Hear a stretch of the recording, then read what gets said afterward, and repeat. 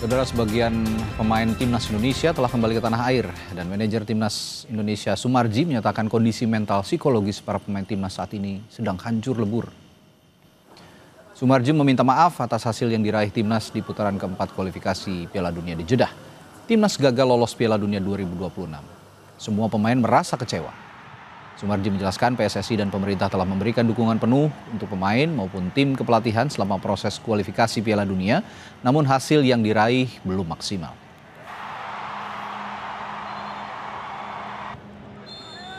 Permohonan maaf yang sebesar-besarnya atas kegagalan ini. Kami di BTN bersama-sama dengan Pak Sekjen sudah menyiapkan sebenarnya tim ini dengan sebaik-baiknya. Semua hal yang diminta oleh tim pelatih sudah kita siapkan. Namun, apalah daya, dengan hasil yang seperti ini tentu membuat hati kami dan saya yakin percaya hati seluruh masyarakat Indonesia 280 juta pasti remuk redam, hancur pasti. Kenapa? Karena mimpi kita sebenarnya di round 4 ini kita bisa lanjut paling tidak. Manajer Timnas Indonesia Sumarji juga menyatakan nasib pelatih Patrick Kluivert akan diputuskan oleh rapat Exco PSSI. Sumarji bilang tidak akan menutup-nutupi soal Kluivert. Sumarji juga berharap Exco bisa bersikap tegas. Soal Patrick Kluivert, saya kira nanti akan diputuskan dalam rapat Exco. Tapi ya sekali lagi, saya akan sampaikan apa adanya di rapat Exco. Saya tidak akan tutup-tutupi mana yang baik, mana yang tidak baik. Semua akan saya sampaikan apa adanya. Sekali lagi, karena saya ini berada di tim. Mulai dari round 1, Oktober 2023 sampai dengan sekarang. TC juga saya ada, semua saya ada di situ. Dan saya tidak pernah jauh-jauh dari anak-anak, dari tim ini. Sehingga saya akan sampaikan apa adanya. Ya, semua nanti kembali kepada teman-teman Exco. Kali ini saya minta tolong teman-teman Exco harus berani ambil sikap yang tegas. Hancur lebur, itu kata yang digunakan manajer Timnas Sumarji untuk menggambarkan situasi Timnas usai gagal di Piala Dunia. Lalu apa yang harus dilakukan untuk membuat Timnas bangkit lagi? Karena beberapa saat ke depan kita akan menghadapi Piala Asia di tahun 2027. Dan bagaimana juga nasib pelatih Patrick Kluivert? Kita akan ulas bersama analis sepak bola Anton Sanjoyo yang sudah hadir di studio. Dan nanti juga akan bergabung mantan pelatih Timnas Nil Maizar. Saya ke Bung Anton. Selamat malam Bung Anton. Selamat malam. Itu ada Bung Joy. Ya, Bung Joy, kalau bicara ini kan semua sekarang berteriak untuk evaluasi pelatih Patrick Kluivert, mulai dari manajer Timnas, lalu juga ketua umum PSSI, bahkan pemerintah juga ikut bicara soal evaluasi pelatih ini. Tapi model evaluasi apa yang dibutuhkan sekarang? Ya, saya kira memang harus ada evaluasi menyeluruh, bukan saja kepada Patrick Kluivert, tapi juga kepada timnya.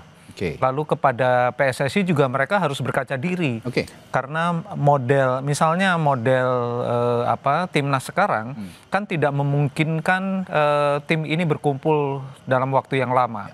Dan itu sudah disadari sebetulnya ketika menunjuk Patrick Kluivert ataupun juga dulu ketika sudah menunjuk Sintayong. Itu kan mereka sudah sadari juga model ini tidak terlalu efektif. Dan kita udah lihat lawan Australia seperti itu, lawan Arab Saudi juga kumpulnya pendek. Tapi itu kan memang tuntutan sepak bola modern sekarang. Nah, evaluasi menyeluruh maksud saya adalah juga pada tim kepelatihan ini yang sejak awal Patrick Kluivert dengan timnya itu kan digadang-gadang sebagai tim kepelatihan terbaik.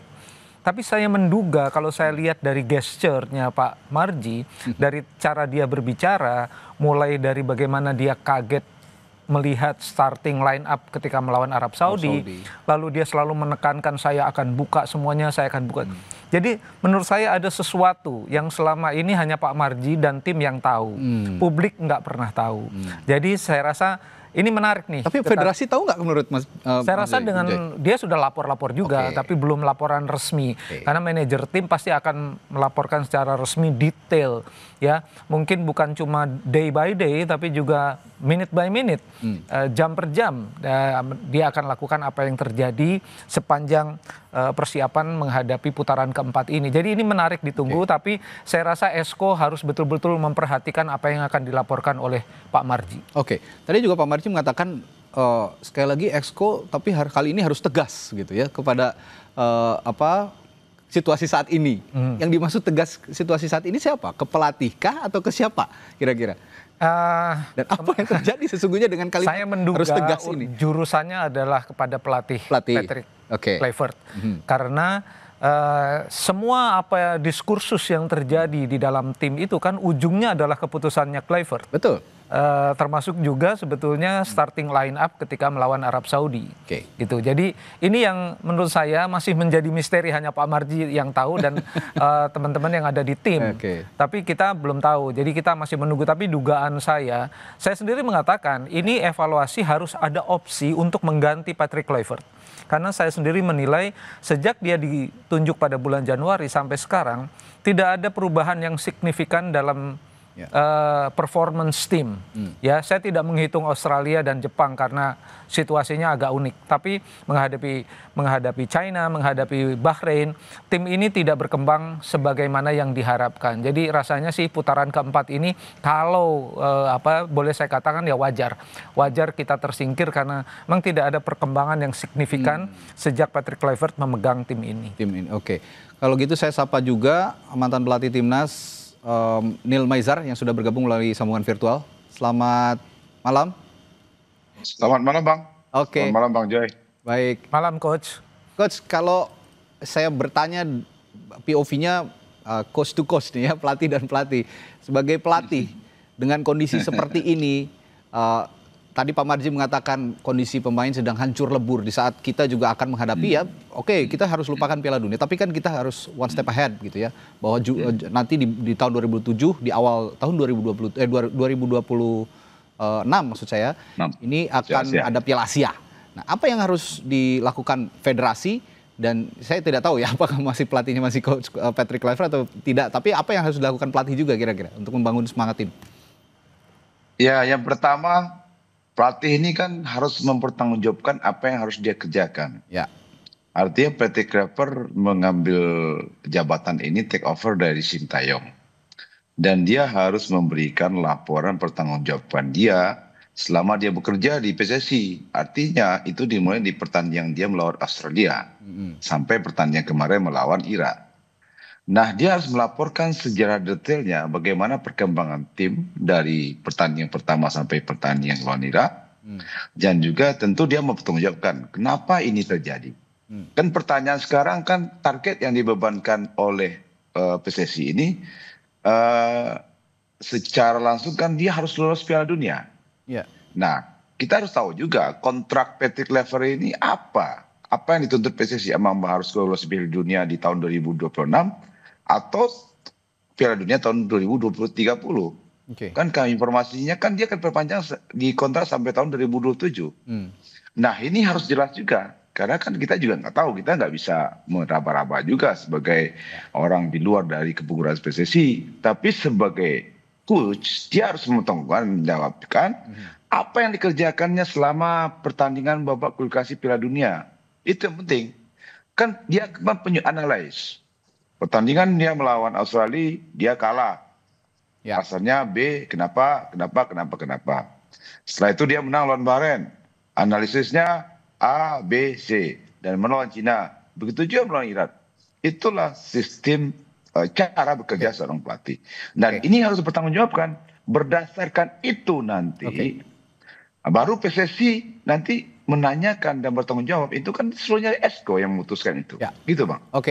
Nah, bicara soal Esko tadi, saya setelah jeda nanti akan juga tanyakan ke Coach Neil Maizar. Seperti apa sih sebenarnya proses penentuan nasib pelatih di timnas di Esko PSSI itu? Mungkin juga nanti Coach Neil Maizar bisa berbagi pengalamannya ketika masih menangani timnas dan menghadapi Esko. Saya akan tanyakan hal itu sesaat lagi di Sapa Indonesia Malam. Tetaplah bersama kami. Peran keempat, muncul isu perpecahan di ruang ganti timnas. Manajer Sumarji akui kondisi ruang ganti selalu sulit saat timnas mengalami kekalahan. Cara soal ruang ganti sebenarnya begini ya. Ruang ganti itu setiap kita mengalami kekalahan, itu pasti ada situasi yang sulit. Ya, sekali lagi, setiap kita mengalami kekalahan, itu pasti ada situasi yang sulit. Nah, memang kemarin itu seperti yang disampaikan oleh Justin, ada sedikit persoalan. Tetapi menurut saya apa yang disampaikan Justin ada benarnya dan juga ada tidak benarnya. Benarnya dia merasa bahwa jiwa nasionalnya dia, patriotnya dia terpanggil. Kenapa kita kalah dengan Saudi? Itu yang pertama. Terus yang kedua, dari salahnya, kenapa itu harus disampaikan ke publik? Mestinya harusnya sampaikan itu di internal. Dan saya sudah bicara sama Justin, Justin juga sudah mengunggah permintaan maaf itu. Ya, kita lanjutkan perbincangan. Tadi saya bertanya kepada Coach Neil Maizar, Coach, kalau situasi evaluasi pelatih gitu ya oleh Exco PSSI, mungkin Coach punya pengalaman atau punya cerita soal bagaimana sih sebenarnya proses evaluasi pelatih oleh Exco PSSI ini, Coach?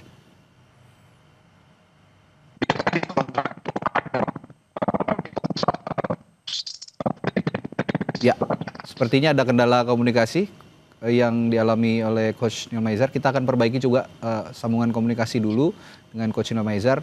Tapi sambil menunggu saya tanyakan juga ke Bung Joy kalau gitu. Sebenarnya Bung Joy tahu nggak sih bagaimana proses evaluasi yang dilakukan Exco terhadap pelatih timnas itu?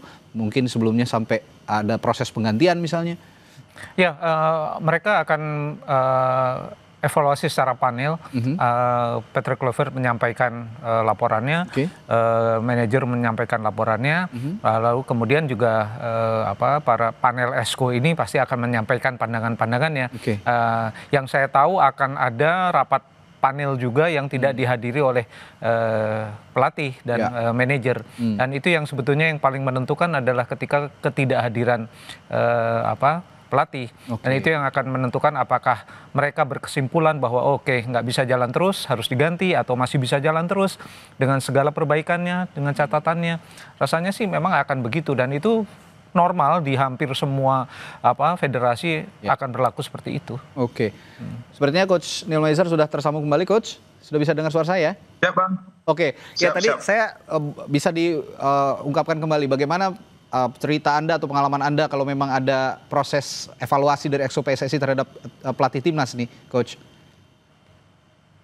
Ya, biasanya kalau saya lihat tentu membuat laporan ya, sesuai dengan kontrak dia di PSSI. Karena kan laporan itu penting, karena kan Patrick harus berbicara berdasarkan data. Datanya harus up to date gitu loh. Jadi kenapa, bagaimana, dan seperti apa. Nah, berdasarkan itu nanti Exco baru memutuskan apakah layak Patrick untuk diperpanjang atau tidak. Nah, itu keputusan Exco. Tentu Exco mungkin ada pertimbangan A, pertimbangan C, pertimbangan D. Saya juga nggak tahu kan. Tapi siapa yang memutuskan tentu Exco apa dengan ketua umum. Tentu dengan berkolaborasi untuk sepak bola Indonesia ke depan lebih baik. Mungkin saya pikir gitu, Bang. Karena secara detail saya nggak tahu. Apakah Exco berdasarkan Exco memutuskan rapat, saya nggak masuk di situ, Bang. Kalau gitu kita tinggalkan dulu Exco, tapi saya tertarik dengan pernyataan manajer Timnas Indonesia Sumarji tadi yang mengatakan bahwa setiap mengalami kekalahan ruang ganti ini suasananya tidak mengenakan begitu, suasananya selalu sulit, selalu menghadapi situasi yang sulit begitu, termasuk dengan pemain. Nah, saya dari kacamata pelatih, sebenarnya peran pelatih untuk ikut menetralisir suasana ruang ganti ketika menghadapi kekalahan, ketika mengalami kekalahan, itu bagaimana sih, Coach? Iya, sebenarnya peran pelatih head coach itu yaitu, Bang, dia harus bisa mengendalikan kondisi psikis ketika kita kalah. Dan itu dia harus menguasai. Ketika tidak bisa menguasai itu akan timbul semacam asumsi ketidakenakan di pemain juga di pelatih. Nah, untuk itu seorang head coach tidak bisa menganggap itu biasa-biasa aja. Karena yang tidak main itu merasa dia lebih layak main. Yang tidak main, kenapa jadi cadangan? Yang main ya dia layak untuk dimainkan. Jadi, tapi sebenarnya itu profesional nih. Tapi susah juga dibilang profesional karena pemain itu di mana-mana kan kalau merasa dia lebih hebat, dia posisinya lebih bagus, kondisinya lebih bagus, dia bisa mampu untuk main. Masalahnya di situ. Jadi sepak bola itu bukan hanya di Indonesia aja, di mana di dunia itu di minute main itu sangat perlu buat pemain. Karena dia menjualkan diri dia kan untuk kedepannya lebih baik, gitu, Bang. Tapi kondisi timnas Indonesia di internal ini di era sekarang ini agak unik ya, Bung Joy. Kalau saya boleh mengatakan unik, kenapa? Karena kita mengalami era demi era begitu ya timnas Indonesia ketika semua full dari produk asli Indonesia lah begitu ya, dari dalam negeri semua. Kalau sekarang kan ada juga pemain-pemain abroad gitu, pemain naturalisasi. Ini ada situasi yang berbeda ketika kita menghandle pemain-pemain yang benar-benar dari, kita bicara kultur lah ya. Mereka kan kulturnya juga mix, ada yang dari Eropa, ada yang dari macam-macam gitu ya. Dengan kondisi seperti ini yang dikatakan tadi oleh Pak Marji, dalam situasi sulit, dalam situasi kekalahan akan sangat sulit sekali menangani kondisi ruang ganti dengan komposisi pemain yang ada sekarang di timnas. Sebenarnya apa sih yang bisa dilakukan oleh pelatih? Jadi sebetulnya gini, sejak kedatangan Kluivert dan timnya, Daniel Lansat dan Alex Pastoor, sebenarnya kan waktu itu harapannya adalah karena sebagian besar sekarang pemain tim nasional adalah katakanlah kelahiran Belanda atau berbahasa Belanda, dengan bahasa yang sama akan menjadi lebih mudah mereka menghandle-nya. Tapi ternyata tidak semudah itu. Jadi kalau saya lihat dari dinamika yang terjadi, yang dikatakan oleh Pak Marji, segalanya ternyata tidak mudah dan kita salah membayangkan, kalau saya bilang salah membayangkan, karena kan waktu itu bahasanya sama, ilmunya sama, harusnya sih dengan Jai Isdes dan kawan-kawan tim ini langsung klop. Ternyata tidak semudah itu, dan tidak semudah itu pula kita menganggap bahwa antara Kluivert dengan Alex Pastoor dengan Daniel Lansat itu akan terjadi kerjasama yang sedemikian apiknya. Ternyata kalau saya lihat ya, saya baca dari gesturnya Pak Marji, kata-katanya itu tidak terjadi, sehingga memang kalau kita bicara kulturnya sebetulnya sudah sama antara tim pelatih dengan para pemain. Tapi ya itu ternyata di sepak bola dinamikanya itu tidak semudah yang kita kira. Tapi begini Bung Joyce, tanpa bermaksud membandingkan kapasitas kepelatihan lah ya. Setiap pelatih punya touch-nya sendiri-sendiri, punya sentuhannya sendiri-sendiri. Tapi dalam hal ini menangani mental pemain misalnya. Di era Sintayong, apakah juga punya situasi yang sama seperti ini atau menurut Anda ada perbedaan sebenarnya? Kalau kita baca dari apa yang terjadi sebelum Sintayong dipecat, itu kan memang terjadi juga gesekan antara sejumlah pemain, bahkan Pak Marji juga, bukan Pak Marji waktu itu, Pak Zainuddin Amali mengakui ada perpecahan di antara tim, bahkan ada pemberontakan dalam tanda kutip. Jadi memang juga bukan semudah yang kita bayangkan gitu. Jadi semua ada dinamikanya, tapi menurut saya kalau yang sekarang itu dinamikanya justru memang kita tidak duga sama sekali, paling tidak saya tidak menduga, dan itu yang sudah terjadi dan rasanya tidak produktif gitu. Oke, baik, ini mengganggu produktivitas juga ke depan kalau memang situasi seperti ini tidak bisa ditangani oleh pelatih, dan kita belum tahu nih ya ke depan apakah masih bertahan Patrick Kluivert sesuai dengan kontraknya hingga tahun 2027, apakah ada evaluasi yang menyeluruh termasuk juga untuk staf kepelatihan. Tapi saya ingin bertanya juga ke Coach Neil Maizar. Singkat saja Coach, kalau menghadapi situasi timnas saat ini, Anda punya pengalaman nggak bagaimana regrouping mereka yang sudah dalam kondisi hancur itu menghadapi pertandingan penting yang kita tahu kita akan menghadapi Piala Asia di tahun 2026 nanti? Satu hal itu yang harus disikapi oleh manajemen itu adalah bagaimana kita diskusi dengan pemain. Oke. Kita lakukan meeting, kita diskusi dengan pemain, ada apa sebenarnya. Setelah itu tentu sambil kita diskusi meeting, tentu secara persuasi personal, kita juga menghandle pemain-pemain yang senior, kita bicara dengan kapten, kita kalah loh, ini loh, kita besok Piala Asia. Apa yang harus kita lakukan? Menurut Anda apa? Apakah terjadi gesekan di dalam? Karena komunikasi antara kapten dengan head coach itu sangat penting.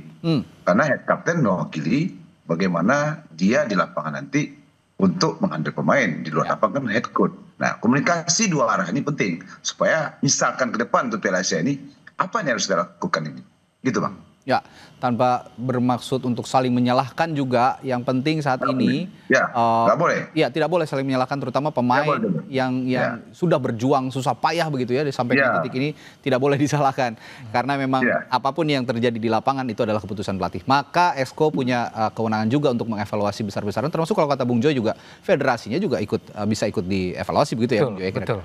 Baik, terima kasih, menarik sekali diskusi kita malam hari ini. Semoga timnas bisa diperbaiki dan kita akan menghadapi pertandingan-pertandingan penting lainnya di ajang internasional termasuk Piala Asia di tahun 2026 lagi. Terima kasih Coach Neil Maizar sudah bergabung di Sabtu dan juga Bung Joy sudah hadir di studio. Terima kasih. Salam hormat.